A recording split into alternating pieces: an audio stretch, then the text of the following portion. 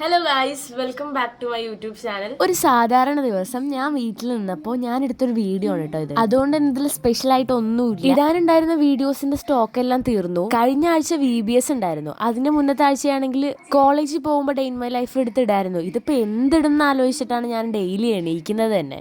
വീട്ടിലിരിക്കുമ്പോൾ special ആയിട്ടൊന്നും ഇല്ലാത്തതുകൊണ്ട് തന്നെ ഫുഡ് കഴിക്കലാണ് നമ്മുടെ മെയിൻ പരിപാടി. ആദ്യം തന്നെ 1-2 കയ്യിൽ ചോറ് എടുത്തിടുക. അപ്പൊ നിങ്ങൾ വിചാരിക്കും ഇത്രയും കഴിക്കുന്നുണ്ടാവുള്ളൂ എന്ന്.